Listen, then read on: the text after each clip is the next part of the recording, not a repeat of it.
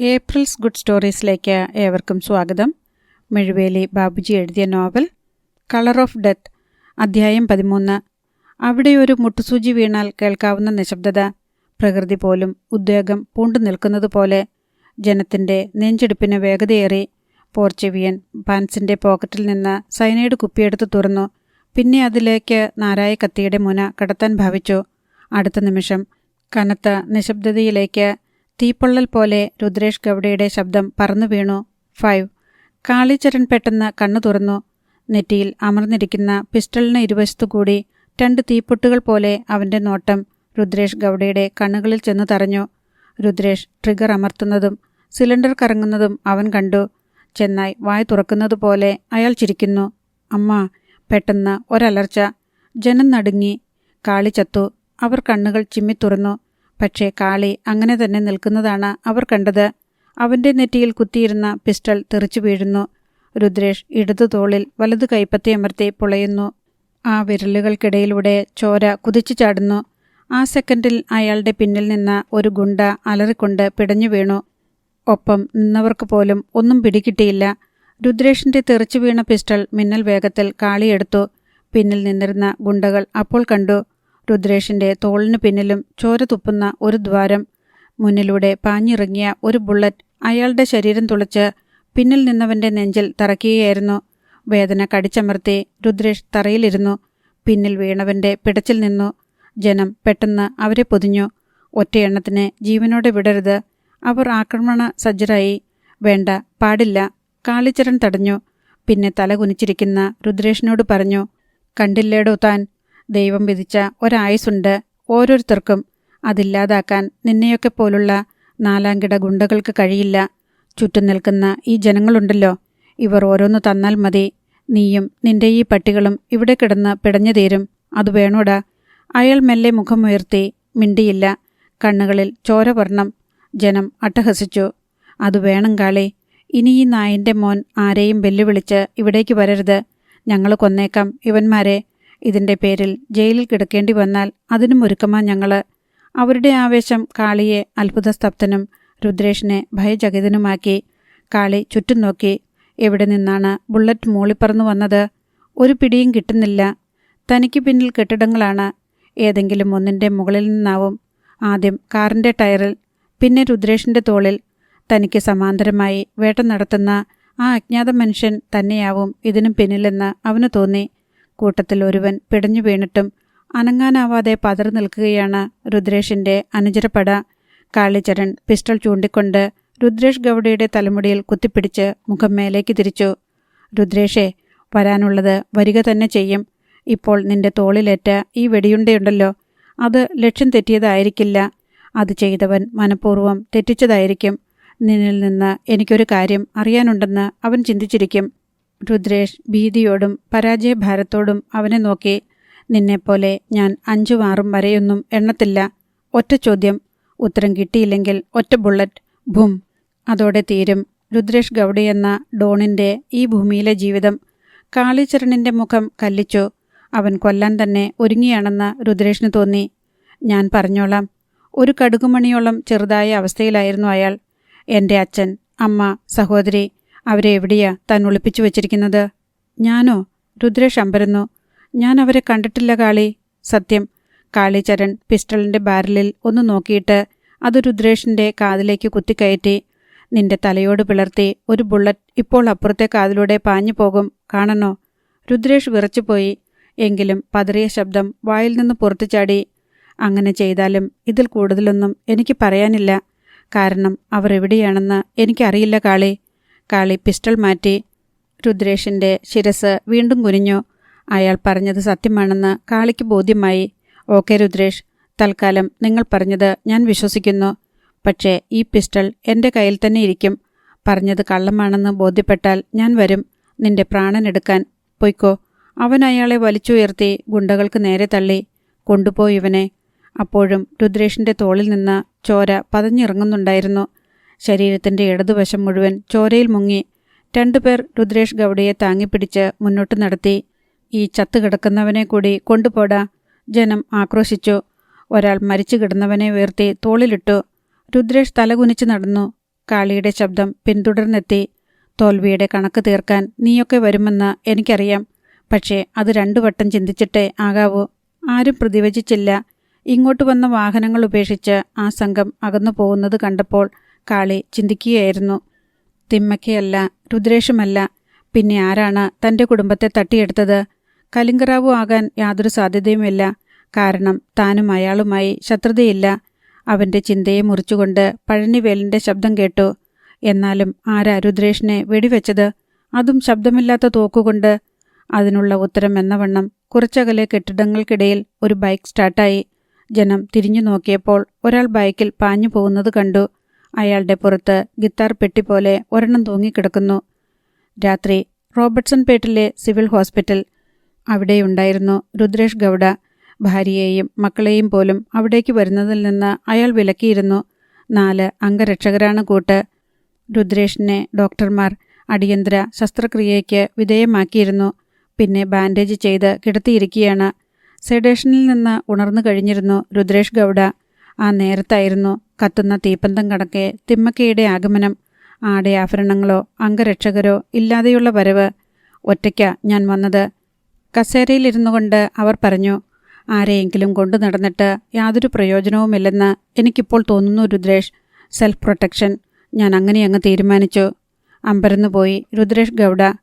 തിമ്മക്ക, അറിയാമല്ലോ, നമ്മുടെ ചുറ്റും ശത്രുക്കളുണ്ട്. നമ്മുടെ പതനം കൊതിക്കുന്നവർ, അവസരം കിട്ടുമ്പോൾ ആക്രമിക്കാൻ കാത്തിരിക്കുന്നവർ. അവർക്കിടയിലൂടെ ഇങ്ങനെ ഒറ്റയ്ക്ക് നടന്നാൽ? തിമ്മക്ക പല്ല് കടിച്ച് ചിരിച്ചു. ഏത് ആയുധത്തെക്കാളും ശക്തമാണ് മനക്കരുത്തുന്ന പാഠം ഞാൻ പഠിച്ചു. എൻ്റെ മകനെ രക്ഷിക്കാൻ കഴിയാത്ത അംഗരക്ഷകർ എനിക്കെന്തിന്? അവർ ചോദിച്ചപ്പോഴേക്കും വാതിൽക്കൽ ചലനങ്ങൾ കേട്ടു. അവർ തിരിഞ്ഞു നോക്കി. ബസന്തരാജും പുട്ടരാജും. തിമ്മക്കയുടെ കണ്ണുകൾ തിടുക്കത്തിൽ വെട്ടി. എന്തിനാടാ എൻ്റെ പിന്നാലെ വന്നത്? അമ്മ ഒന്നും പറയാതെ പോന്നപ്പോൾ. എവിടേക്കാണെന്നറിയാതെ ഞങ്ങൾ. ബസന്തരാജ് പരുങ്ങി. തിമ്മക്ക ചീറി. മണവും ഗുണവുമില്ലാത്ത നിന്നോടൊക്കെ എന്തിനു പറയണം? അനുജൻ ഒരുത്തൻ്റെ ശവം അവിടെയില്ലേ? നിങ്ങൾക്കൊക്കെ കാണാൻ. നിന്റെയൊക്കെ ഒടുക്കവും അതുപോലെയാകുമെന്ന് ബോധ്യപ്പെടാൻ. അമ്മേ, പുട്ടരാജിൻ്റെ ശബ്ദമുയർന്നു. അമ്മ എന്തൊക്കെ പറഞ്ഞാലും ഒറ്റയ്ക്ക് ഒരിടത്തും പോകാൻ ഞങ്ങൾ സമ്മതിക്കില്ല. ഞങ്ങൾക്ക് എന്ത് സംഭവിച്ചാലും അമ്മയ്ക്കൊന്നും പറ്റിക്കൂടാ. പിന്നെ ചത്തവനെ അമ്മ ഉപേക്ഷിച്ചെങ്കിൽ അവനെ ഞങ്ങൾക്കും വേണ്ട. തിമ്മക്ക മക്കളെ തുറച്ചു നോക്കി. ബസന്തരാജും അറിയിച്ചു. ചത്തവനെ ഓർത്ത് ഇനി ഒരിറ്റ് കണ്ണീർ വീഴ്ത്തില്ല ഞങ്ങൾ. പകരം തിരിച്ചടി തുടങ്ങുകയാ. എവിടെ നിന്ന് തീരുമാനിച്ചിട്ടില്ല. ഏതെങ്കിലും ഒരു കോണിൽ നിന്ന്. തിമ്മക്കയുടെ മുഖത്ത് പ്രകാശം പരന്നു. തിരിച്ചടിക്കുന്നവരുടെ ലിസ്റ്റിൽ ഞാനും ഉണ്ടാകുമല്ലോ, അല്ലേ? പൊടുന്നനെ പിന്നിൽ നിന്ന് ഒരു ശബ്ദം. എല്ലാവരും ഞെട്ടിത്തിരിഞ്ഞു. വാതിൽക്കൽ SP മഹിപാൽ യാദവും പോലീസുകാരും. അവർ അകത്തേക്ക് കയറി വന്നു. രുദ്രേഷിൻ്റെ അംഗരക്ഷകർ മുറിയുടെ കോണിലേക്ക് മാറി. തീർച്ചയായും ഉണ്ട് മഹിപാൽ. ഞങ്ങളുടെ ലിസ്റ്റിലെ ആദ്യത്തെ 5 പേരുടെ കൂട്ടത്തിൽ താനുണ്ട്, ബസന്തരാജ് തീർത്തു പറഞ്ഞു. സന്തോഷം. അയാൾ തിമ്മക്കയെ നോക്കി. മക്കളെ ഇങ്ങനെ കൊല്ലാൻ കൊടുക്കുന്ന അമ്മമാരെക്കുറിച്ച് പുരാണങ്ങളിൽ പോലും ഞാൻ വായിച്ചിട്ടില്ല. അതിനെന്തു വേണം? തിമ്മക്ക പല്ലിളിച്ചു. എൻ്റെ ചോരയിൽ പിറന്ന മക്കളെ എന്തും ചെയ്യും ഞാൻ. അതിന് തനിക്കെന്താ? അവർ ചാടി എഴുന്നേറ്റ് കൈ ചൂണ്ടി. എനിക്കൊന്നും വേണ്ട. മഹിപാൽ തല വെട്ടിച്ചു. വേണ്ടപ്പോൾ ഞാൻ അങ്ങോട്ട് ചെന്ന് എടുത്തോളാം.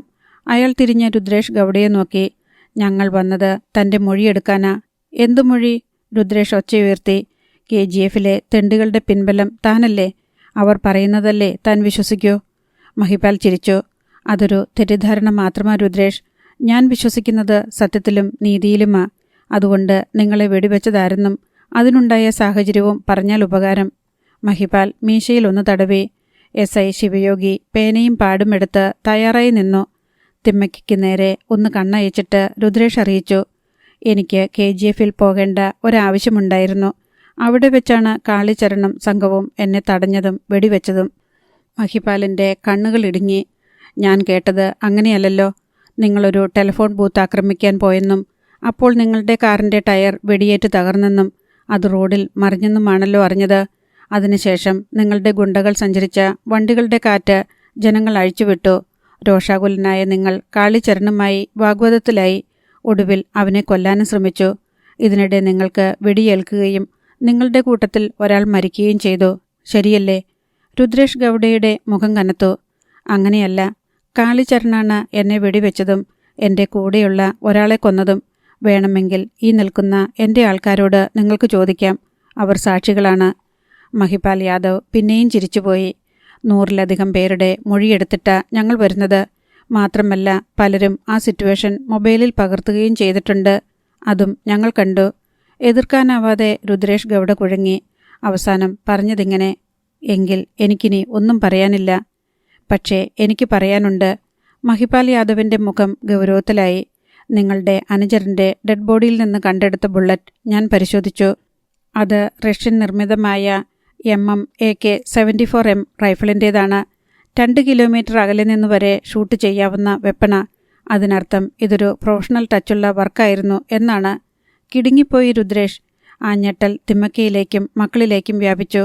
മഹിപാൽ യാദവ് തുടർന്നു. ഈ ഹോസ്പിറ്റലിൻ്റെ ഗ്ലാസ് ചില്ലുകൾ തകർത്തും ഇനിയും ബുള്ളറ്റുകൾ വന്നേക്കാം. നിങ്ങൾ ഞങ്ങളോട് ആത്മാർത്ഥമായി സഹകരിച്ചില്ലെങ്കിൽ ബി കെയർഫുൾ. ഞെട്ടിത്തിരിഞ്ഞ രുദ്രേഷ് ഗൗഡ ജനാലയിലേക്ക് നോക്കിപ്പോയി. അടുത്ത നിമിഷം മഹിപാലിൻ്റെ സെൽഫോൺ ഇരമ്പി. അയാൾ അതെടുത്തു. അപ്പുറത്ത് കാളിച്ചരണായിരുന്നു. 1/2 മിനിറ്റ് നേരത്തെ സംസാരം. മഹിപാൽ പെട്ടെന്ന് പോലീസുകാരെയും കൂട്ടി ഇറങ്ങി. ആദ്യം തീർക്കേണ്ടത് ഇവനെയാ. തിമ്മക്ക പല്ലമർത്തി.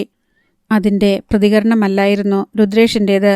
തിമ്മക്കെ, എനിക്കെതിരെ ഒരു പ്രൊഫഷണൽ കില്ലറെ ഇറക്കണമെങ്കിൽ അതാരാവും? ആരും വരുത്താതെ ഒരുവൻ സ്വയം വരേണ്ട കാര്യമില്ല. അതിന് ഉത്തരം തേടുന്ന നിശബ്ദതയിലായിരുന്നു തിമ്മക്കയും മക്കളും. രാത്രി 11:30 caller. Champion reef gold mine. ഗേറ്റിന് പുറത്ത് 3 കണ്ടെയ്നർ ലോറികൾ തടഞ്ഞിട്ടിരിക്കുകയാണ് ജനക്കൂട്ടം. സ്ത്രീ പുരുഷന്മാരും കുട്ടികളും അടങ്ങുന്ന 1000-ലധികം വരുന്ന സംഘം. ഖനിയുടെ ചെയർമാൻ കം മാനേജർ മുസൂരി കൃഷ്ണമൂർത്തിയും അണ്ടർഗ്രൗണ്ട് ഏജന്റ് ശിവരാമണ്ണയും ചേർന്ന് കാളിചരണം എമ്പദോസുമൊക്കെ അടങ്ങുന്ന ജനക്കൂട്ടത്തോട് സംസാരിച്ചു. ഇതിനുള്ളിൽ എന്താണെന്ന് നിങ്ങളോട് പറയാൻ നിയമം ഞങ്ങളെ അനുവദിക്കുന്നില്ല. അതുകൊണ്ട് ബഹളം വെച്ചിട്ട് കാര്യമില്ല. നിയമം പറയണ്ട, നിങ്ങൾ പറഞ്ഞാൽ മതി. ആരോ വിളിച്ചലറി. സർക്കാർ നിർദ്ദേശമാണ് ഞങ്ങൾ ചെയ്യുന്നത്, ശിവരാമണ്ണ അറിയിച്ചു. നീ പോടാ കൂവേ. അടച്ചുപൂട്ടിയ ഖനിയിൽ നിന്ന് എന്തു കൊണ്ടുപോയാലും ഞങ്ങൾക്കറിയണം, പഴനിവേൽ പറഞ്ഞു. അല്ലെങ്കിൽ ഈ പറഞ്ഞ സർക്കാരിൻ്റെ ആളുകൾ വരട്ടെ. അതൊന്നും നടക്കുന്ന കാര്യമല്ല. എനിക്ക് പോലീസിനെ വിളിക്കേണ്ടി വരും. മുസൂരി കൃഷ്ണമൂർത്തി മുന്നറിയിപ്പ് നൽകി. സാറ് ബുദ്ധിമുട്ടണ്ട, ഞങ്ങൾ വിളിച്ചിട്ടുണ്ട്, അവർ വന്നോളും. ഗോൾഡ് മൈൻ എംപ്ലോയീസ് യുണൈറ്റഡിൻ്റെ പ്രസിഡന്റ് അമ്മാവാസെ അറിയിച്ചു. മുസൂരി കൃഷ്ണമൂർത്തി വിളറിയ മുഖത്തോടെ ശിവരാമണ്ണയെ നോക്കി. എന്തു വന്നാലും ജനങ്ങൾ വണ്ടി വിടില്ലെന്ന് അവർക്കുറപ്പായി. അടുത്ത നിമിഷം ബീക്കൺ ലൈറ്റുകളുടെ മൂളൽ കേട്ടു. ഏവരും തിരിഞ്ഞു. തീക്കണ്ണുകളുമായി അടുത്തു വരുന്ന വാഹനങ്ങൾ. മുന്നിൽ പോലീസ് ജീപ്പ്, അതിനു പിന്നിൽ തൂവെള്ള ഇന്നോവ കാർ, ഏറ്റവും പുറകിൽ പോലീസിൻ്റെ കട്ട്ചേസ് വണ്ടി. ജീപ്പിൽ നിന്ന് മഹിപാൽ യാദവ് IPSും കാറിൽ നിന്ന് കളക്ടർ ഭൈരപ്പയും ഇറങ്ങി. അവർ ജനങ്ങൾക്ക് മുന്നിലെത്തി. ബസ്സിൽ നിന്ന് പോലീസുകാരും ഇറങ്ങി പൊസിഷനിലായി. എന്താ വിഷയം? മഹിപാൽ യാദവ് മുസൂരി കൃഷ്ണമൂർത്തിയെ നോക്കി. ഇവർ ഈ വാഹനങ്ങൾ കടന്നുപോകാൻ സമ്മതിക്കുന്നില്ല സർ. ഇതിലെന്താണ്? ചോദിച്ചത് കളക്ടർ ഭൈരപ്പയാണ്. സർ, അത് കോൺഫിഡൻഷ്യലാണ്. മുസൂരി കൃഷ്ണമൂർത്തി ശബ്ദം താഴ്ത്തി. എന്നോടും പറയാൻ പറ്റാത്തതാണോ? സർ, മുകളിൽ നിന്ന് പറഞ്ഞതനുസരിച്ചാണ്. അയാൾ പൂർത്തിയാക്കാൻ ഭൈരപ്പ സമ്മതിച്ചില്ല. മൈനുകൾ സെൻട്രൽ ഗവൺമെൻറ്റിൻ്റെ ഉടമസ്ഥതയിലായതുകൊണ്ട് കോൺഫിഡൻഷ്യലായ എന്തെങ്കിലും ഇവിടെ നിന്ന് കൊണ്ടുപോകുമ്പോൾ ഒന്നുകിൽ പോലീസ് സഹായം നേരത്തെ ആവശ്യപ്പെടും, അല്ലെങ്കിൽ മിലിറ്ററി പ്രൊട്ടക്ഷൻ ഉണ്ടാവും. ഇവിടെ ഇത് രണ്ടുമില്ല. അപ്പോൾ പിന്നെ നിങ്ങൾ പറയുന്നതിൻ്റെ അർത്ഥമെന്താ? മുസൂരി കൃഷ്ണമൂർത്തിക്ക് ഉത്തരം മുട്ടി. അയാൾ ഉമിനീർ വിഴുങ്ങി പതറിയതുപോലെ. കളക്ടർ SP മഹിപാൽ യാദവിനെ നോക്കി. Check the wagon. മഹിപാൽ വെട്ടിത്തിരിഞ്ഞ് മുസൂരി കൃഷ്ണമൂർത്തിക്ക് നേരെ കൈനീട്ടി. ഗീത. അയാൾ മടിച്ചു. തരാൻ. SP-യുടെ ശബ്ദം മാറി. അയാൾ താക്കോൽ കൊടുത്തു. മഹിപാൽ കണ്ടെയ്നറിന് പിന്നിലെ പൂട്ടു തുറന്നു. ഉരുക്കുവാതിൽ ഇരുവശത്തേക്കും വലിച്ചകറ്റി. ജനങ്ങൾ ആകാംക്ഷയോടെ അവിടേക്ക് ടോർച്ച് തെളിച്ചു. ലക്ഷക്കണക്കിന് സ്വർണ്ണ മിന്നമിന്നികളുടെ തിളക്കം. പൊട്ടിച്ചെടുത്ത സ്വർണ്ണപ്പാറകൾ. കളക്ടറും SP-യും ജനങ്ങളും ഞെട്ടിപ്പോയി. അധ്യായം 14. കള്ളപ്പന്നികളെ. ഗോൾഡ് മൈൻ എംപ്ലോയീസ് യുണൈറ്റഡിൻ്റെ പ്രസിഡന്റ് അമാവാസെ അലറി. ഖനി നിർത്തുകയാണെന്നും പറഞ്ഞ് ഞങ്ങളുടെ കുറേ ആളുകളെ ബലി കൊടുത്തിട്ട് നീയൊക്കെ പൊട്ടിച്ചുകൂട്ടിയ പാറയല്ലേടാ ഇത്? ചോദിച്ചുകൊണ്ട് അയാൾ മുസൂരി കൃഷ്ണമൂർത്തിക്ക് നേരെ കുതിച്ചു. ആർക്ക് വായ്ക്കരിയിടാനാടാ നീയൊക്കെ ഇത് കടത്തുന്നത്? ആർക്കും തടയാൻ കഴിയും മുൻപ് മുസൂരി കൃഷ്ണമൂർത്തിയുടെ കവിളിൽ അയാൾ പടക്കം പൊട്ടുന്ന ഒച്ചയിൽ ആഞ്ഞടിച്ചു. സാറിനെ തല്ലരുത്. ശിവരാമണ്ണ ഇടയ്ക്ക് കയറാൻ ശ്രമിച്ചു. അയാൾക്കും കിട്ടി. അമ്മാവാസയുടെ കയ്യിൽ നിന്ന് 2 മഹിപാലെ, മുന്നറിയിപ്പ് പോലെ കളക്ടർ ഭൈരപ്പ വിളിച്ചു. സ്റ്റോപ്പ്. മഹിപാൽ മുന്നോട്ട് നീങ്ങി. എന്നാൽ അതിനു മുൻപേ ഇമ്പദോസും ധനരാജും പഴനിവേലുമൊക്കെ മാനേജരെയും അണ്ടർഗ്രൗണ്ട് ഏജന്റിനെയും മർദ്ദിക്കാൻ തുടങ്ങിയിരുന്നു. കാളി, മഹിപാൽ യാദവ് ഗർജിച്ചു. അവരെ തടയ്. അത്രയും നേരം കണ്ടെയ്നർ ലോറികളിൽ അടുക്കിയിരുന്ന സ്വർണ്ണപ്പാറകൾ കണ്ടതിൻ്റെ അമ്പരപ്പിലായിരുന്നു കാളിചരൺ. അത്തരമൊരു കാഴ്ച അവന് ആദ്യമായിരുന്നു. മിന്നൽ വേഗത്തിൽ അവൻ ധനരാജിൻ്റെയും അമ്മാവാസയുടെയും മറ്റും അടുത്തെത്തി. അപ്പോൾ മുസൂരി കൃഷ്ണമൂർത്തിയെയും ശിവരാമണ്ണയെയും തറയിലിട്ട് ചവിട്ടി അരയ്ക്കുകയായിരുന്നു അവർ. എടാ മതി, നിർത്താൻ, ഞാനാ പറയുന്നത്. കാളിചരൺ വല്ലവിധേനയും അവരെ തടഞ്ഞു നിർത്തി. കാളി, ഇവന്മാര് ജീവിച്ചിരുന്നുകൂടാ. ഇത്രയും കാലം തൊഴിലാളികളെ വഞ്ചിച്ച ഈ തെണ്ടികൾ അന്തക്ഷോഭം കാരണം പഴനിവേൽ കിതച്ചു. ഇവനെയൊക്കെ നേരത്തെ കൊന്നുതള്ളാഞ്ഞതാ ഞങ്ങൾ ചെയ്ത തെറ്റ്. അപ്പോഴേക്കും കാളിചരണിൻ്റെ സഹായത്തിന് മഹിപാലും എത്തി. കൊല്ല് ആ ചെറ്റകളെ. കടന്നൽക്കൂട് പോലെ ജനം ഇളകി. ഇനി അമാന്തിച്ചാൽ കാര്യം പിടിവിട്ടു പോകുമെന്ന് മഹിപാലിന് മനസ്സിലായി. മിന്നൽ വേഗത്തിൽ അയാൾ റിവോൾവർ വലിച്ചെടുത്തു. കളക്ടർ ഭൈരപ്പ കണ്ണുകൊണ്ട് ഒരടയാളം നൽകി. നിർത്തിൻ. അലറിക്കൊണ്ട് മഹിപാൽ യാദവ് ആകാശത്തേക്ക് നിറയൊഴിച്ചു. വെടിയൊച്ചയുടെ മുഴക്കത്തിൽ ജനം ഒരു മാത്ര നിശബ്ദരായി. ആ നിശബ്ദതയിലേക്ക് മഹിപാലിൻ്റെ ശബ്ദം ചിതറി വീണു. നിങ്ങളുടെ വികാരം ഞങ്ങൾ മനസ്സിലാക്കുന്നു. ഈ 2 പേരെ കൊന്നാൽ തീരുന്നതാണോ നിങ്ങളുടെ പ്രശ്നം? ഇതിൻ്റെ പേരിൽ ജയിലിൽ തീർക്കാനുള്ളതാണോ നിങ്ങളുടെ ജീവിതം? ജനം കാതുകൂർപ്പിച്ചു. അവരിൽ നിന്ന് പിറുപിറുക്കലുകൾ ഉയർന്നു. മഹിപാൽ തുടർന്നു. ആർക്കു വേണ്ടിയാണ് ഇവർ സ്വർണ്ണപ്പാറകൾ കടത്തുന്നതെന്ന് നമുക്കറിയണ്ടേ? കുറ്റവാളികളെ നിയമത്തിന് മുന്നിൽ കൊണ്ടുവരണ്ടേ? ജനങ്ങൾ മറുപടി പറയാതെ നിന്നു. SP പിന്നെയും പറഞ്ഞു, അഥവാ ഇനിയും നിങ്ങൾ ഞങ്ങളെ അനുസരിച്ചില്ലെങ്കിൽ ഞങ്ങൾക്ക് ഞങ്ങളുടെ രീതി പ്രയോഗിക്കേണ്ടി വരും. അടുത്ത നിമിഷം പോലീസ് അവർക്ക് മുന്നിൽ പൊസിഷനിലായി. സാറിനെ ഞങ്ങൾക്ക് വിശ്വാസമാ, കണ്ണഫിരാമൻ വിളിച്ചു പറഞ്ഞു. ഈ കണ്ടെയ്നർ ലോറികൾ ഇവിടെ നിന്ന് കൊണ്ടുപോകുവാൻ സാറ് സമ്മതിക്കരുത്. ഇല്ല, അയാൾ ഉറപ്പു നൽകി. മാനേജരെയും അണ്ടർഗ്രൗണ്ട് ഏജന്റിനെയും അറസ്റ്റ് ചെയ്യണം. അവരുടെ അടുത്ത ഡിമാൻഡ് ചെയ്തിരിക്കും. മഹിപാൽ വെട്ടിത്തിരിഞ്ഞ് തറയിൽ കിടന്ന് ഞരങ്ങുന്ന ശിവരാമണ്ണയെയും മുസൂരി കൃഷ്ണമൂർത്തിയെയും വലിച്ചുയർത്തി. സർ, ഈ തെണ്ടികളെ കൊല്ല്. മുസൂരി കൃഷ്ണമൂർത്തി പറഞ്ഞു. ഷട്ടപ്പ്. അയാൾ അവരെ പോലീസുകാർക്ക് നേരെ തള്ളി. Under arrest. പോലീസുകാർ ഇരുവരെയും പിടിച്ച് വാനിൽ കയറ്റി. ലോറികൾ കൊണ്ടുപോകാതിരിക്കാൻ ജനങ്ങൾ അവയുടെ കാറ്റ് അഴിച്ചുവിട്ടു. കളക്ടർ മെസ്സേജ് നൽകിയതനുസരിച്ച് പത്രക്കാരും ചാനലുകാരും OB വാൻ സഹിതം എത്തി. ഈ സമയം രുദ്രേഷ് ഗൗഡയോട് യാത്ര പറഞ്ഞ് ഹോസ്പിറ്റലിൽ നിന്ന് ഇറങ്ങാൻ ഭാവിക്കുകയായിരുന്നു തിമ്മക്കയും മക്കളും. പെട്ടെന്ന് വസന്തരാജിൻ്റെ ഫോൺ ശബ്ദിച്ചു. അവൻ അറ്റൻഡ് ചെയ്തിട്ട് തിമ്മക്കയെയും രുദ്രേഷ് ഗൗഡയെയും നോക്കി. ഒരു വാർത്തയുണ്ട്. എന്താ? ഇരുവരും ഒന്നിച്ചു തിരക്കി. ചാമ്പ്യൻ റീഫ് ഗോൾഡ് മൈനിന് മുന്നിൽ നിന്ന് സ്വർണ്ണപ്പാറകളുമായി പുറപ്പെട്ട കണ്ടെയ്നർ ലോറികൾ ജനങ്ങളും പോലീസും ചേർന്ന് തടഞ്ഞു. അവൻ ഫോണിലൂടെ അറിഞ്ഞ കാര്യങ്ങൾ ചുരുക്കിപ്പറഞ്ഞു. രുദ്രേഷ് ഗൗഡയുടെ കണ്ണുകളിൽ കൗശലം മിന്നി. തിമ്മക്കെ, ആ പാറകൾ കലിംഗ റാവുവിനു വേണ്ടിയാണ് കടത്താൻ ശ്രമിച്ചതെന്നുറപ്പ്. അക്കാര്യം മുസൂരി കൃഷ്ണമൂർത്തിക്ക് മഹിപാലിൻ്റെ മുന്നിൽ സമ്മതിക്കാതിരിക്കാനാവില്ല. പക്ഷേ നമുക്കനുകൂലമായ ഘടകം എന്തെന്ന് വെച്ചാൽ ഇപ്പോൾ മഹിപാലിന് എന്ത് സംഭവിച്ചാലും അതിൻ്റെ ഉത്തരവാദിത്തം യാതൊരു പ്രയാസവും കൂടാതെ കലിംഗ റാവുവിൽ ചെന്നു ചേരും. രുദ്രേഷ് ഗൗഡ പറഞ്ഞതിൻ്റെ പൊരുൾ മനസ്സിലാക്കി തിമ്മക്ക ചിരിച്ചു. കലിംഗ റാവുവും അപ്പോൾ കലി പൂണ്ട് തൻ്റെ ബംഗ്ലാവിൻ്റെ മുറ്റത്ത് ഉണ്ടായിരുന്നു.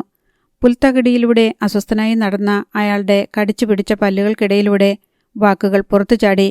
തൊഴിലാളികൾ, പട്ടികൾ, എൻ്റെ വണ്ടി തടഞ്ഞിടാനും മാത്രം അവനൊക്കെയായി. വിടില്ല ഞാൻ ഒരുത്തനെയും. കൊത്തിയെറിഞ്ഞ് നായ്ക്കൾക്ക് കൊടുക്കും.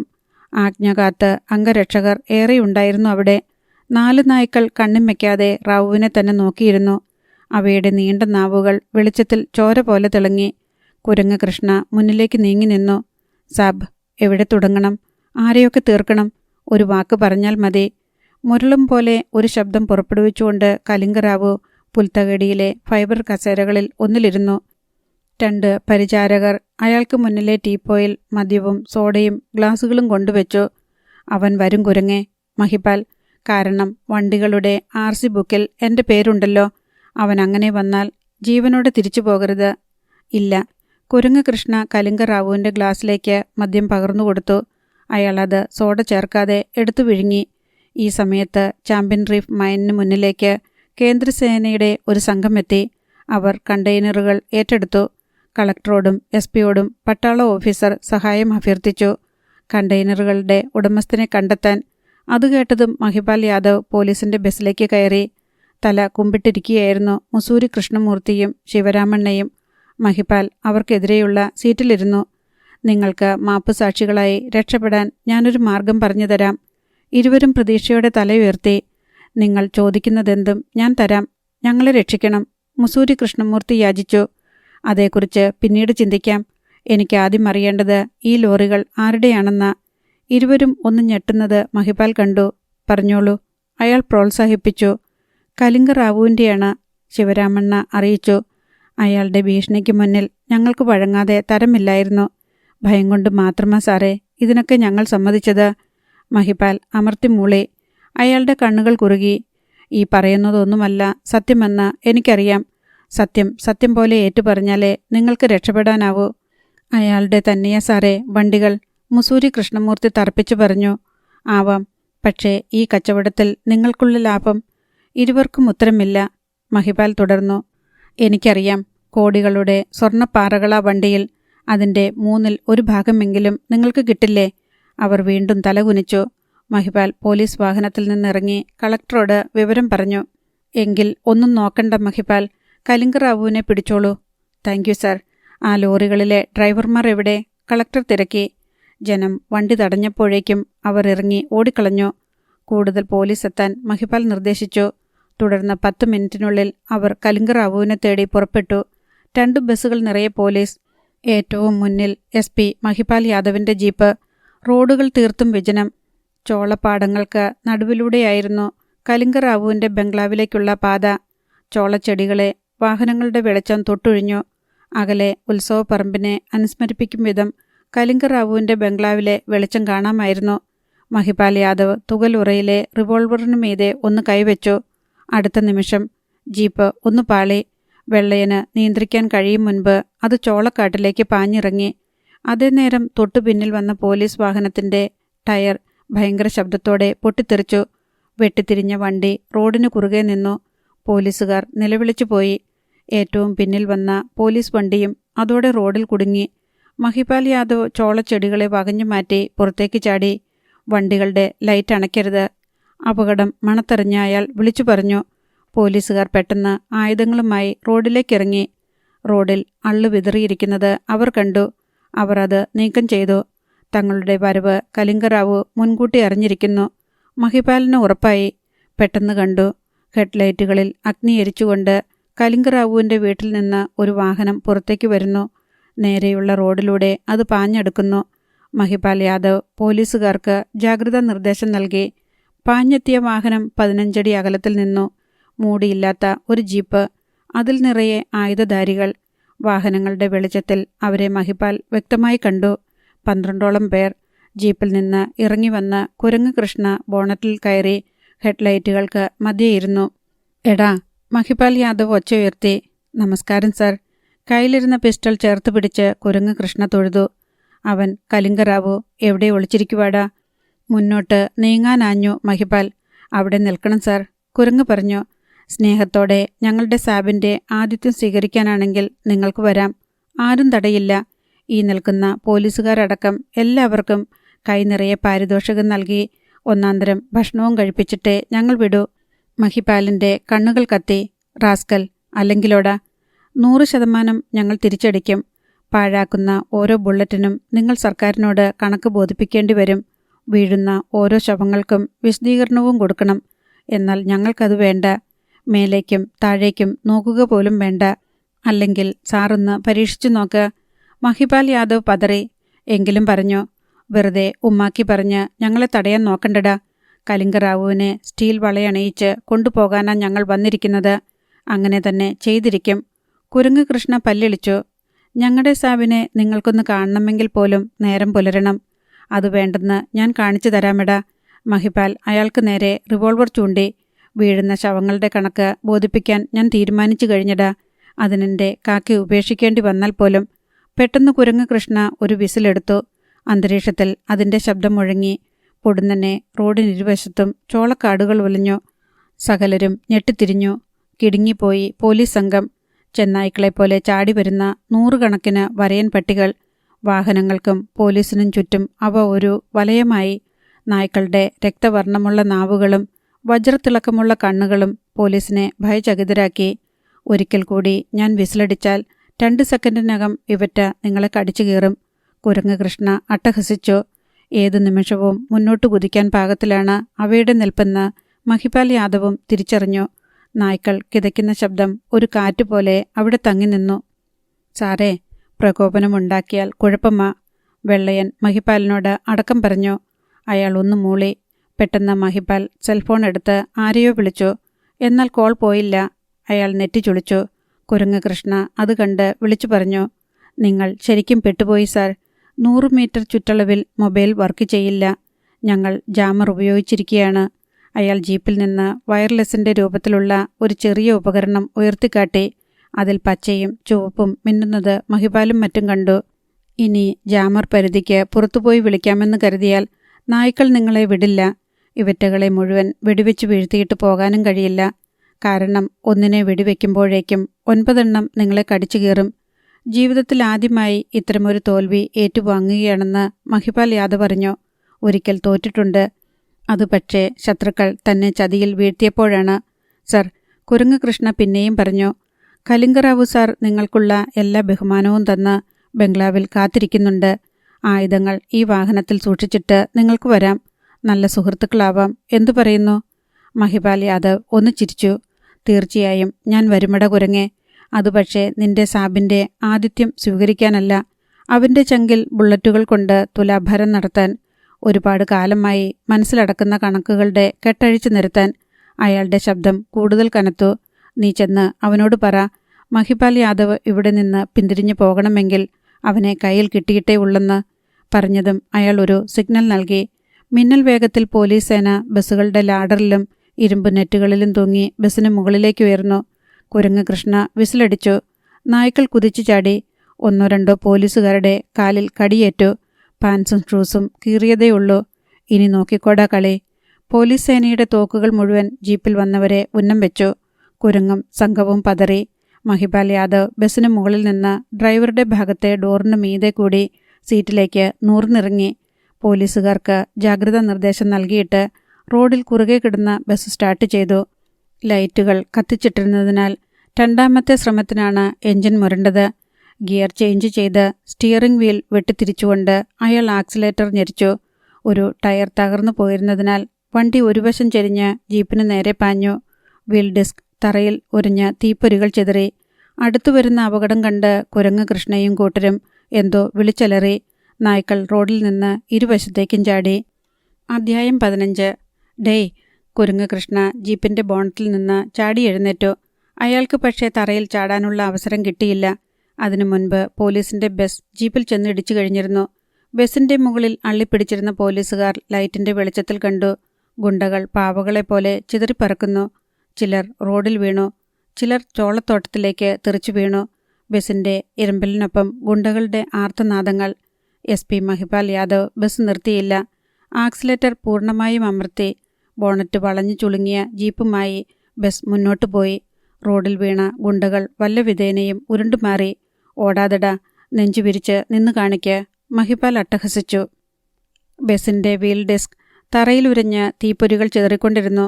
ഇടിയേറ്റ ജീപ്പ് വട്ടം തിരിഞ്ഞ് ചോളപ്പാടത്തേക്ക് തലകുത്തി മറിഞ്ഞു. അപ്പോൾ പിന്നിൽ കിടന്നിരുന്ന പോലീസ് ബസ് ഡ്രൈവർ സ്റ്റാർട്ട് ചെയ്ത് മുന്നോട്ട് കൊണ്ടുവന്നു. സർ, ഡ്രൈവർ വെള്ളയൻ മുന്നോട്ട് ചെന്ന് മഹിപാലിനെ വിളിച്ചു. പറയൂ. മുന്നിൽ നിന്ന് കണ്ണുകളെടുക്കാതെ മഹിപാൽ യാദവ് നിർദ്ദേശിച്ചു. ഈ രൂപത്തിൽ മുന്നോട്ടു പോയാൽ വീൽ ഡിസ്കിൽ നിന്ന് തീ പടരും. മഹിപാൽ സ്റ്റിയറിംഗ് വീൽ ഇടത്തേക്ക് വെട്ടിച്ചു. പിന്നിലെ വാഹനത്തിന് കടന്നു പോകാത്ത വിധത്തിൽ വണ്ടി ബ്രേക്കിട്ടു. അതൊന്ന് പാളി നിന്നു. കമോൺ. ഡ്രൈവറുടെ ഭാഗത്തെ ഡോർ തുറന്ന് മഹിപാൽ റോഡിലേക്ക് ചാടി. എല്ലാവരും ആ വണ്ടിയിൽ കയറ്. മറ്റുള്ളവരും തിടുക്കത്തിൽ പുറത്തിറങ്ങി. പിന്നിലെ വണ്ടി മുന്നിൽ കയറി നിന്നു. എല്ലാവരും അതിൽ കയറി. വിട്ടു. ബസിൻ്റെ ഏറ്റവും മുന്നിൽ തന്നെ ഉണ്ടായിരുന്നു മഹിപാൽ. ബസ് നീങ്ങി. ചോളക്കാട്ടിൽ നിന്ന് ഗുണ്ടകൾ എഴുന്നേൽക്കാൻ ശ്രമിച്ചു. മഹിപാൽ മുന്നിലേക്ക് നോക്കി. ഗ്ലാസിന് പുറത്തെ ഇരുമ്പ് നെറ്റിലൂടെ കലിംഗറാവുവിൻ്റെ കൊട്ടാര സമാനമായ ബംഗ്ലാവ് അടുത്തു വരുന്നത് കണ്ടു. ലുക്ക്, ഇനി ഉണ്ടാകുന്നത് എന്തൊക്കെയായാലും അതിൻ്റെ കോൺസിക്വൻസസ് ഞാൻ ഏറ്റെടുത്തോളാം. ആരും ആശങ്കപ്പെടുകയോ പിന്തിരിയുകയോ വേണ്ട. We want Kalinga Rao. നമ്മുടെ ലക്ഷ്യം അതുമാത്രമാവണം. അയാളുടെ വാക്കുകൾക്ക് തീ പിടിച്ചു തുടങ്ങി. അയാൾ ആരുമാകട്ടെ, അയാളുടെ അനുഭവം കോളാറിലെ അണ്ടർഗ്രൗണ്ട് ബാസ്റ്റാർഡ്സിന് ഒരു പാഠമാകണം. മഹിപാലിൻ്റെ വാക്കുകൾ ഫോഴ്സിന് ആവേശമായി. സാറ് പറയുന്നതെന്തും ഞങ്ങൾ ചെയ്തിരിക്കും. അവർ സമ്മതിച്ചു. മഹിപാൽ തുടർന്നു. ഇനിയും അവൻ്റെ നായ്ക്കൾ നമ്മുടെ നേർക്ക് വന്നാൽ ഒന്നും ചിന്തിക്കണ്ട. Shoot at sight. പോലീസിനെ നേരിടാൻ ഒറ്റ ഗുണ്ട പോലും തയ്യാറാവരുത്. അവൻ എത്ര പിടിപാടും പണവും ചങ്കൂറ്റവും ഉള്ളവനാണെങ്കിലും പോലീസിന് യൂണിഫോം തന്നിരിക്കുന്നത് ക്രമസമാധാന പാലനത്തിനും നാടിൻ്റെ സുസ്ഥിരതയ്ക്കും വേണ്ടിയാണെന്ന് മറ്റുള്ളവർ മനസ്സിലാക്കണം. സർ. പോലീസുകാരുടെ ശബ്ദം കാറ്റുപോലെ ആവേശമായി. പോലീസ് വണ്ടി കലിംഗറാവുവിൻ്റെ ബംഗ്ലാവിൻ്റെ 100 മീറ്ററോളം അടുത്തെത്തി. ചുറ്റും കോട്ട കണക്കെ 12 അടി ഉയരത്തിലുള്ള മതിൽ, അതിനു മുകളിൽ 5 മീറ്റർ അകലത്തിൽ കത്തി നിൽക്കുന്ന ലൈറ്റുകൾ, ആനവാതിൽ ഗേറ്റ്. ഗേറ്റിന് മുന്നിൽ ചിലർ ആയുധങ്ങളുമായി നിൽക്കുന്നു. മഹിപാൽ യാദവിൻ്റെ ഞരമ്പുകൾ വലിഞ്ഞു മുറുകി. അയാൾ ഡ്രൈവറുടെ തോളിൽ കൈവച്ചു. പതറരുത്. പതറിയാൽ നമ്മൾ പരാജയപ്പെടും. ഹോൺ നീട്ടിയടിച്ച് ചെല്ലുക. ബ്രേക്ക് അമർത്തരുത്. അവർ ഗേറ്റ് തുറന്നില്ലെങ്കിൽ ഇടിച്ചു തകർത്തേക്കുക. പോലീസ് സേനയെ അപ്പാടെ അമ്പരപ്പിക്കുന്ന വാക്കുകളായിരുന്നു അത്. പട്ടാളക്കാരുടെ ഒരു ഓപ്പറേഷൻ പോലെ. മഹിപാൽ യാദവ് എന്ന പോലീസ് ഉദ്യോഗസ്ഥൻ്റെ ചങ്കൂറ്റത്തിൻ്റെ ഉദാഹരണം. Driver horn നീട്ടിയടിച്ചു. ഇരുളിൻ്റെ നിശബ്ദതയിൽ ആ ശബ്ദം ആംബുലൻസിൻ്റെ സൈറൺ കണക്കെ പ്രകമ്പനം തീർത്തു. മഹിപാൽ കമ്പിയിൽ പിടിച്ചുകൊണ്ട് മുന്നോട്ട് ശ്രദ്ധിച്ചു നിന്നു. അയാളുടെ കയ്യിൽ ഏതു നിമിഷവും തീ തുപ്പാൻ തയ്യാറായ പിസ്റ്റൾ. ഗേറ്റും പോലീസ് വണ്ടിയും തമ്മിലുള്ള അകലം കുറഞ്ഞു വന്നു. ഏറിയാൽ 10 മീറ്റർ. ഗേറ്റിന് മുന്നിൽ നിന്നിരുന്നവർ മാറിയില്ല. അവരിലൊരാൾ തോക്ക് ചൂണ്ടുന്നത് മഹിപാൽ കണ്ടു. ആക്സിലേറ്റർ അയക്കണ്ട. അയാൾ അലറിക്കൊണ്ട് ഡ്രൈവറുടെ ശിരസ് പിടിച്ച് സ്റ്റിയറിംഗ് വീലിലേക്ക് കുനിച്ചു. അടുത്ത നിമിഷം വെടിപൊട്ടി. വണ്ടിക്ക് മുന്നിലെ ഇരുമ്പ് നെറ്റിൽ ഒരു ബുള്ളറ്റ് വന്നിടിച്ച് ചിതറി. തൊട്ടു പിന്നാലെ ഒരു വെടികൂടി. ഗ്ലാസ് തകർന്നു. കുപ്പിച്ചില്ലുകൾ ചിതറിത്തെറിച്ച് ഡ്രൈവറുടെ പുറത്തേക്കും മഹിപാലിൻ്റെ ശരീരത്തിലേക്കും വീണു. ഇനി നിവർന്നു. മഹിപാൽ പിടിവിട്ടു. ഡ്രൈവർ മുന്നിലേക്ക് ഭീതിയോടെ നോക്കി. ആ നിമിഷം ബസ് മുന്നിൽ നിന്നവരെ ചേർത്ത് ഗേറ്റിലേക്ക് ഇടിച്ചു. പൊട്ടിയിരുന്ന ബാക്കി ഗ്ലാസ് ചില്ലുകൾ കൂടി ചിതറി വീണു. മുന്നിൽ അലർച്ചകൾ മുറിഞ്ഞു. അത് കാര്യമാക്കാതെ കുറ്റിയിൽ നിന്നിളകിയ ഗേറ്റുമായി ബസ് മുറ്റത്തേക്ക് കയറി. ഡ്രൈവർ ഒന്ന് ബ്രേക്കിട്ടു. ഗേറ്റ് മുന്നോട്ട് മറിഞ്ഞു. അതിനു മുകളിലൂടെ ബസിൻ്റെ ചക്രങ്ങൾ കയറിയിറങ്ങി. പിന്നെയും മുന്നോട്ട്. 4 കെട്ടിൻ്റെ ആകൃതിയിൽ 2 നിലകളായി തീർത്ത ചതുര വീടായിരുന്നു കലിംഗറാവുവിൻ്റേത്. ടാർ ചെയ്ത 2 ഡ്രൈവേകൾ. ബാക്കിയുള്ള വിശാലമായ ഭാഗത്ത് പൂന്തോട്ടവും ഫലവൃക്ഷങ്ങളും. മുന്നിൽ കാണുന്നത് വിശ്വസിക്കാനാവാതെ ആ രാത്രിയിലും സിറ്റൗട്ടിൽ അംഗരക്ഷകരുടെ നടുവിൽ ഉണ്ടായിരുന്നു കലിംഗറാവു. അയാൾ കസേരയിൽ നിന്ന് ചാടി എഴുന്നേറ്റു. ഒരു ഇരട്ടക്കുഴൽ തോക്ക് വലിച്ചെടുത്ത് ബസ്സിനെ ഉന്നം വെച്ചുകൊണ്ട് അംഗരക്ഷകരോട് ഗർജിച്ചു. കൽക്കിയുടെ അവതാരം പോലെയാ ആ റാസ്കൽ വരുന്നത്. രക്ഷപ്പെടരുത്. അവനും ഒപ്പം വരുന്ന കാക്കിയിട്ട ഒരു പട്ടിയും. 10ഓളം ഗുണ്ടകൾ മുറ്റത്തേക്ക് ചാടി. അവിടെ ബാക്കിയുണ്ടായിരുന്നവർ കുരങ്ങ് കൃഷ്ണയോടൊപ്പം പോയിരുന്നു. മഹിപാലിനെ കൊല്ലുന്നവന് ഞാൻ തരുന്ന പ്രതിഫലം 1 കോടി രൂപ. ഗുണ്ടകൾക്ക് ആവേശം കനത്തു. കലിംഗറാവുവിൻ്റെ പൂച്ചെടികളെ ഞെരിച്ചമർത്തിക്കൊണ്ട് ബസ് സിറ്റൗട്ടിൽ മുട്ടിയതുപോലെ വന്ന് ബ്രേക്കിട്ടു. കലിംഗറാവു തോക്കു ചൂണ്ടി. ട്രിഗറിൽ അയാളുടെ വിരൽ അമരുകയായിരുന്നു. നായ്ക്കളെ. പക്ഷേ ബസ്സിന് മുന്നിലെ നെറ്റ് ഉയർത്തി. ഗ്ലാസ് തകർന്ന ഭാഗത്തുകൂടി മിന്നൽ വേഗത്തിൽ ഒരാൾ സിറ്റൗട്ടിലേക്ക് ചാടി. മഹിപാൽ. കലിംഗറാവുവിൻ്റെ പല്ലുകൾ ഞെരിഞ്ഞു. നിലത്ത് കാൽ കുത്തിയ നിമിഷത്തിൽ മഹിപാൽ യാദവ് കൈ ചുരുട്ടി ഇടിച്ചു കഴിഞ്ഞിരുന്നു അയാളുടെ നെഞ്ചിൽ. കലിംഗറാവു പിന്നോട്ട് വേച്ചു. ലക്ഷ്യം തെറ്റിയ ഒരു ബുള്ളറ്റ് കലിംഗറാവുവിൻ്റെ തോക്കിൽ നിന്ന് ചീറി. അത് പോർച്ചിൻ്റെ തൂണിൽ ചെന്നിടിച്ച് സിമന്റ് അടർന്നു വീണു. മഹിപാൽ അടുത്ത നിമിഷം പിസ്റ്റൾ കൊണ്ട് കലിംഗറാവുവിൻ്റെ മൂക്കടക്കം ഇടിച്ചു. തക്കാളി പൊട്ടുന്നതുപോലെ മൂക്ക് പിളരുന്നതും ചോര തെറിക്കുന്നതും മഹിപാൽ കണ്ടു. ഒറ്റയാൾ അനങ്ങരുത്. അലറിക്കൊണ്ട് മഹിപാൽ അയാളുടെ കഴുത്തിൽ ഇടതുകൈ കുത്തി പിന്നോട്ട് മലർത്തി കസേരയിലേക്കിട്ടു. കലിംഗറാവുവിൻ്റെ കയ്യിൽ നിന്ന് ഗൺ പിടിവിട്ടു വീണു. മഹിപാൽ കസേരയ്ക്ക് ഇരുവശത്തും കാൽ കുത്തി. അയാളുടെ തൊണ്ടക്കുഴിയിൽ പിസ്റ്റളിൻ്റെ ബാരൽ അമർത്തി. ഒറ്റ ബുള്ളറ്റ്. അതാണ് നിനക്ക് ജീവിതത്തിനും മരണത്തിനും ഇടയിലുള്ള ദൂരം. കിടുങ്ങി വിറച്ചുപോയി കലിംഗറാവു. അയാളുടെ മൂക്കിൽ നിന്ന് ചോര ഒഴുകിക്കൊണ്ടിരുന്നു. മഹിപാലെ. മീനിൻ്റെ ചെകിള പോലെ കലിംഗറാവുവിൻ്റെ തൊണ്ട അനങ്ങി. ശബ്ദിക്കരുത്. പിസ്റ്റൾ ബാരൽ ഒന്നുകൂടി അമർന്നു.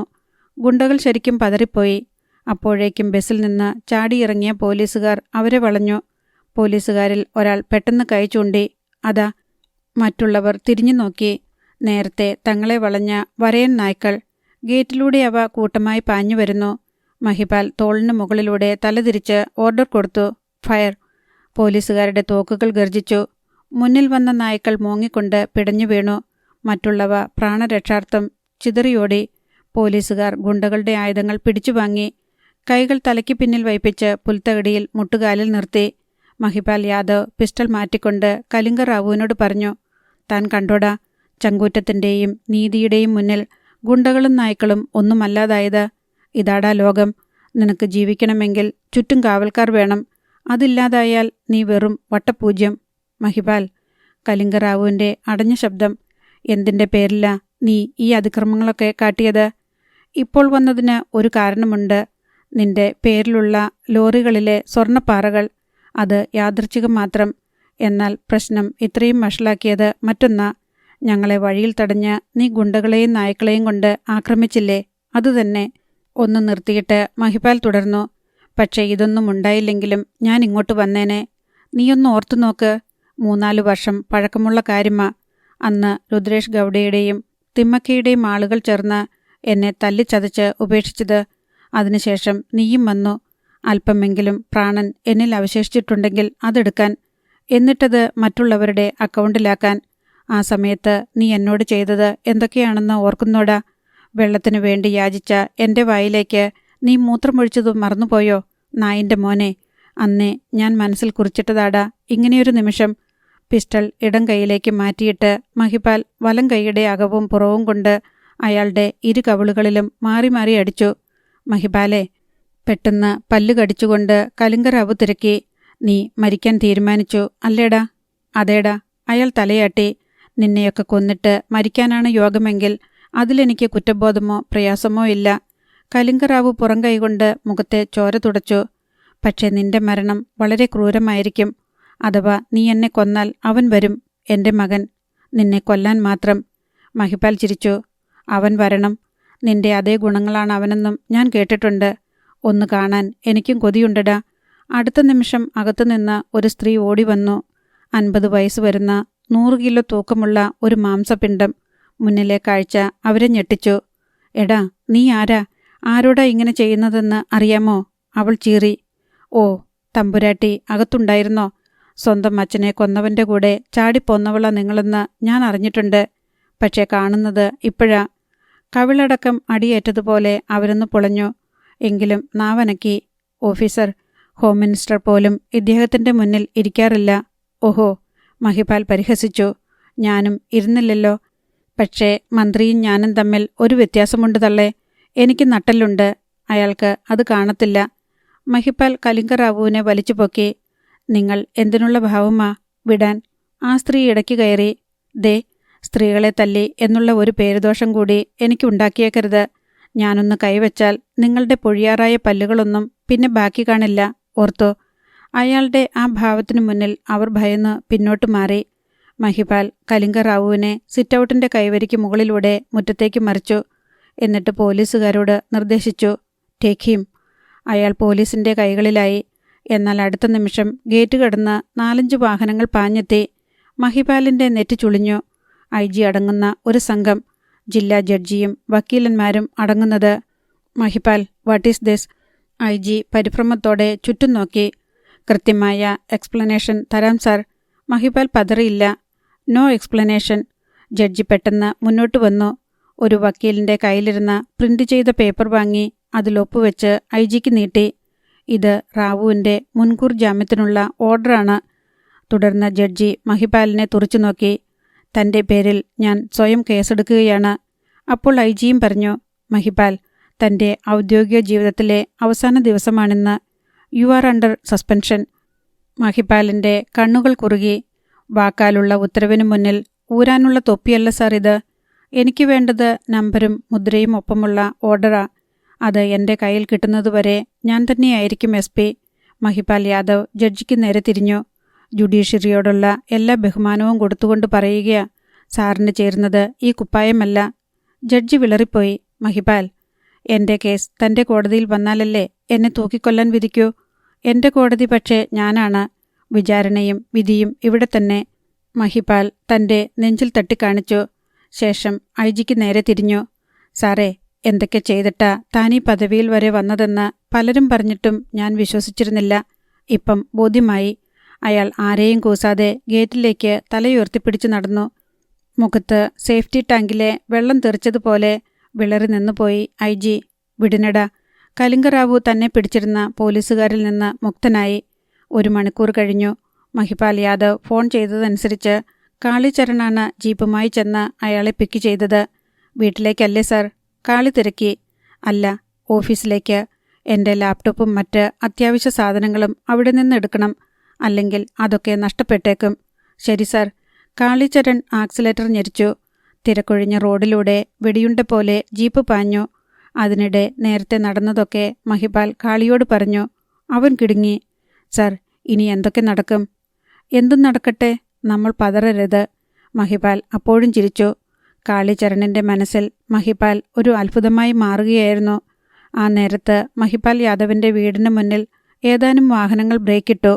അവയിലൊന്നിൽ നിന്ന് തിമ്മക്കിയുടെ ആൺമക്കളും മറ്റുള്ളവയിൽ നിന്ന് 20ഓളം വരുന്ന സൈന്യവും പുറത്തിറങ്ങി. നിമിഷത്തിനുള്ളിൽ അവർ വീട് വളഞ്ഞു. അധ്യായം 16. മുറ്റത്തു നിന്നുകൊണ്ട് വസന്തരാജും പുട്ടരാജും ചുറ്റും നോക്കി. ഒരിടത്തും യാതൊരു അനക്കവുമില്ല. ഒപ്പം വന്നവർക്ക് പുട്ടരാജ് ഒരു സിഗ്നൽ നൽകി. ഒരാൾ സിറ്റൗട്ടിലേക്ക് കയറി കോളിംഗ് ബെൽ അമർത്തിപ്പിടിച്ചു. മരണത്തിൻ്റെ മുന്നറിയിപ്പ് പോലെ. അകത്ത് മണി മുഴങ്ങി.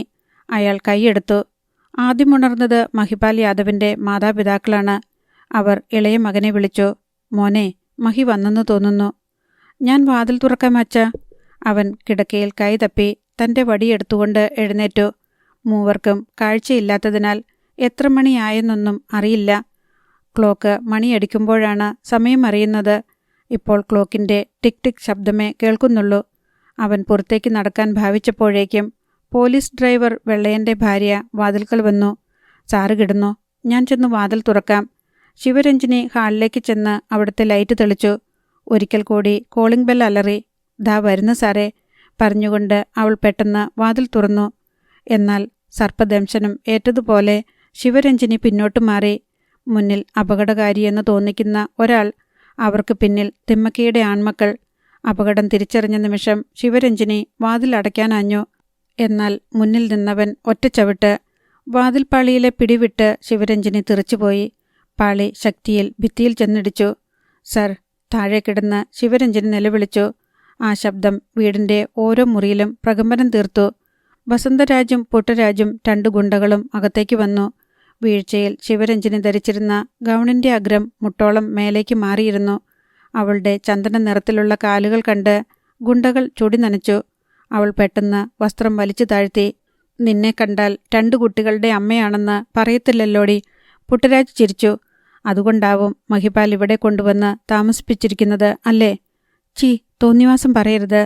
ചീറിക്കൊണ്ട് ശിവരഞ്ജിനി ചാടി എഴുന്നേറ്റു. സ്വന്തം വീട്ടിലെ പോലെയാണ് എല്ലായിടത്തും നടക്കുന്നതെന്ന് നീ കരുതരുത്. പുട്ടരാജിൻ്റെ മുഖം കറുത്തു. എൻ്റെ മുഖത്തു നോക്കി ഇങ്ങനെ പറയാൻ മാത്രം വളർന്നോടി നീ. അവൻ തിരിഞ്ഞ് വസന്തരാജിനെ നോക്കി. ഈ അഹങ്കാരത്തിന് മറുപടി നൽകാതെ പോയാൽ നമ്മളെപ്പറ്റി ഇവൾ എന്തു കരുതും ചേട്ടാ? നീ മറുപടി കൊടുക്കുകയോ സ്നേഹിക്കുകയോ എന്താണെന്ന് വെച്ചാൽ അങ്ങ് ചെയ്യ്. ഈ ജീവിതത്തിൽ ഇനിയാരും ഇവളെ സ്നേഹിക്കാൻ പോകുന്നില്ലല്ലോ. അതുകൊണ്ട് പരലോകത്തെത്തിയാലും ഇവൾക്ക് സങ്കടം തോന്നിക്കൂടാ. വസന്തരാജ് ചിരിച്ചു. അത് കേൾക്കാത്ത താമസം പുട്ടരാജ് മുന്നോട്ട് കുതിച്ചു. ശിവരഞ്ജിനിക്ക് തിരിഞ്ഞോടാനുള്ള നേരം കിട്ടിയില്ല. അതിനു മുൻപ് അവൻ അവളെ ചുറ്റിപ്പിടിച്ചു. വിടടാ എന്നെ, അവൾ കുതറി. പക്ഷേ അവൻ വിട്ടില്ല. പകരം അടുത്ത മുറിയിലേക്ക് വലിച്ചുകൊണ്ടുപോയി. ചെന്നായി ആടിനെ കടിച്ചു വലിക്കുന്നത് പോലെ. ആരാ അവിടെ? മോളെ, രഞ്ജിനി. ശബ്ദം കേട്ട് വസന്തരാജും മറ്റും തിരിഞ്ഞു. ഹാളിൻ്റെ പടിഞ്ഞാറോട്ടുള്ള വാതിൽക്കൽ മഹിപാൽ യാദവിൻ്റെ അച്ഛൻ, കൂടെ അമ്മയും അനുജനുമുണ്ട്. വടികൊണ്ട് തപ്പിത്തടഞ്ഞ് മൂവരും ഹാളിലെത്തി. 3 പൊട്ടക്കണ്ണര്. കാണാൻ തന്നെ എന്തു രസം. വസന്തരാജ് ഉച്ചത്തിൽ ചിരിച്ചു. ആരാടാ നീ? മഹിപാലിൻ്റെ അച്ഛൻ വടി ഉയർത്തി. പറഞ്ഞാൽ മൂപ്പീന്നിന് മനസ്സിലാകും. തിമ്മക്കയുടെ മകനാ ഞാൻ. കണ്ണിന് കാഴ്ച ഉള്ളപ്പോൾ താൻ എന്നെ കണ്ടിട്ടുണ്ട്. ഒന്നുകൂടി വ്യക്തമായി പറഞ്ഞാൽ, നിങ്ങളുടെ കണ്ണിൽ ആസിഡ് ഒഴിക്കുമ്പം ഞാനും ഉണ്ടായിരുന്നു കേട്ടോ. എടാ, ആ മനുഷ്യൻ ഗർജിച്ചുകൊണ്ട് വടി വീശി. ശബ്ദം കേട്ട ഭാഗത്തേക്ക് വന്നു. വസന്തരാജ് മിണ്ടരുതെന്ന് മറ്റുള്ളവർക്ക് ആംഗ്യം കാട്ടി. എതിരാളിയുടെ സ്ഥാനം അറിയാതെ ആ മനുഷ്യൻ വടി വീശിക്കൊണ്ടിരുന്നു. ഭാര്യയും മക്കളും കൂടി അടുത്തെത്തി അയാളെ തൊട്ടു. എവിടാ നീ? എടാ നിന്നോടാ ചോദിച്ചത്. അയാൾ പിന്നെയും ഒച്ചയുയർത്തി. മറുപടിയില്ല. മോളെ രഞ്ജിനി. വിളിച്ചത് മഹിപാലിൻ്റെ അമ്മയാണ്. അവളുടെ മറുപടിക്കായി മൂവരും കാതോർത്തു. അടുത്ത നിമിഷം അപ്പുറത്തെ മുറിയിൽ നിന്നൊരു നിലവിളി കേട്ടു. മോളെ. അവർ അങ്ങോട്ട് പോകാൻ ഭാവിച്ചപ്പോൾ ഗുണ്ടകളിൽ ഒരാൾ തടഞ്ഞു. വെറുതെ എന്തിനാ നിങ്ങൾ ഞങ്ങളുടെ സ്വർഗത്തിലേക്ക് വരുന്നത്? വടിവീശി ഒറ്റയടിയായിരുന്നു ആ വൃദ്ധന്റെ മറുപടി. ഞെട്ടലോടെ ബസന്തരാജ് കണ്ടു. തൻ്റെ ആളിൻ്റെ കാതിൽ നിന്ന് കുടുകുടെ ചോരയൊഴുകുന്നു. വിടരുത്, വെട്ടിക്കൊല്ല്, അവൻ അലറി. അടുത്ത സെക്കൻഡിൽ തൊട്ടരികിൽ ഒരു സീൽക്കാരവും എന്തോ തെറിച്ചു വീഴുന്ന ഒച്ചയും മഹിപാലിൻ്റെ അമ്മയും അനുജനും കേട്ടു. അത് അച്ഛൻ്റെ ശിരസാണെന്ന് അവർ അറിഞ്ഞില്ല. പക്ഷേ ചുടുചോരയുടെ ഗന്ധം. ചാവുന്ന മൃഗത്തിൻ്റേതുപോലെ തറയിൽ ഒരു പിടച്ചിൽ. അച്ഛാ. മഹിപാലിൻ്റെ അനുജൻ്റെ അലർച്ച കേട്ട് ഞെട്ടിയുണർന്ന വെള്ളയൻ്റെ കുട്ടികളും പാഞ്ഞു വന്നു. അവർ കണ്ടത് ഒരാൾ തങ്ങളുടെ അമ്മയെ ആക്രമിക്കുന്നതാണ്. അമ്മേ. കുട്ടികൾ പുട്ടരാജിൻ്റെ പുറത്ത് ആഞ്ഞാഞ്ഞിടിച്ചു. ഗുണ്ടകൾ അവിടേക്ക് ചെന്നു. SP office. മഹിപാൽ യാദവ് കാളിചരണിനെ കൂടി വിളിച്ചുകൊണ്ടാണ് അകത്തേക്ക് കയറിയത്. തനിക്ക് ആവശ്യമുള്ള സാധനങ്ങളൊക്കെ അടുക്കിയെടുത്ത് അയാൾ കാളിയെ ഏൽപ്പിച്ചു. ഇത് കൊണ്ടുപോയി ജീപ്പിൽ വയ്ക്ക്. ശരി സാർ. അവൻ അതുമായി പുറത്തേക്ക് നടക്കുമ്പോൾ പോലീസുകാർ തുറച്ചു നോക്കി. അവർ ഒന്ന് മയങ്ങിയ നേരത്തായിരുന്നു SP-യുടെ വരവ്. ആരെയും ശ്രദ്ധിക്കാതെ അയാൾ അകത്തേക്ക് പോയപ്പോൾ തന്നെ അവർക്ക് പന്തുകേട് തോന്നിയതാണ്. തനിക്ക് പ്രധാനപ്പെട്ടതൊന്നും ഇനി മുറിയിലില്ലെന്ന് ഉറപ്പാക്കിയിട്ട് മഹിപാൽ ചുറ്റുമൊന്ന് കണ്ണോടിച്ചു. വിട, ഇനി ഇവിടേക്കില്ല, മനസ്സിൽ പറഞ്ഞുകൊണ്ട് കനത്ത ചുവടുകളോടെ അയാൾ പുറത്തേക്ക് നീങ്ങി. അപ്പോൾ തിടുക്കത്തിൽ പോലീസ് ഡ്രൈവർ വെള്ളയൻ അവിടെ എത്തി. സർ, എന്നെ വിളിക്കാതെ പോലും ഇങ്ങു പോന്നു അല്ലേ? മഹിപാൽ മറുപടി പറയുന്നതിന് മുൻപ് ഫോൺ ശബ്ദിച്ചു. അത് അറ്റൻഡ് ചെയ്ത അയാളുടെ മുഖം ഇടിമിന്നലേറ്റതുപോലെ വിറകൊള്ളുന്നത് കാളിയും വെള്ളയനും കണ്ടു. എന്താണ് സാർ?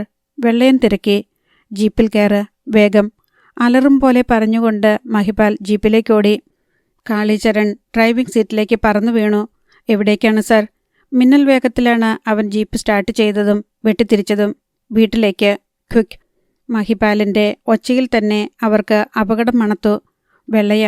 മഹിപാലിൻ്റെ ശബ്ദം ചിലമ്പി.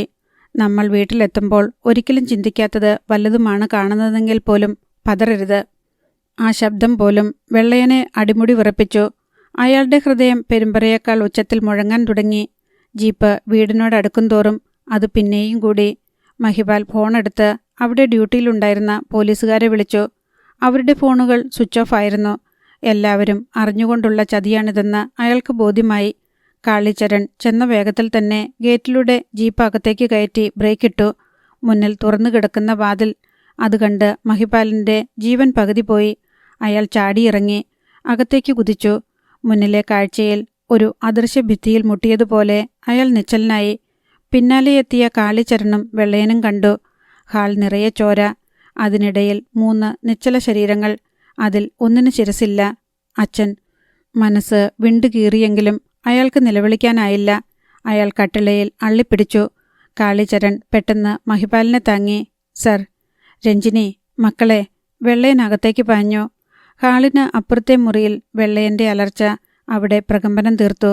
തറയിൽ കണ്ണുകൾ തുറിച്ച് കുഞ്ഞുങ്ങൾ. മക്കളെ. അയാൾ അവരെ കോരിയെടുത്ത് കുലുക്കി വിളിച്ചു.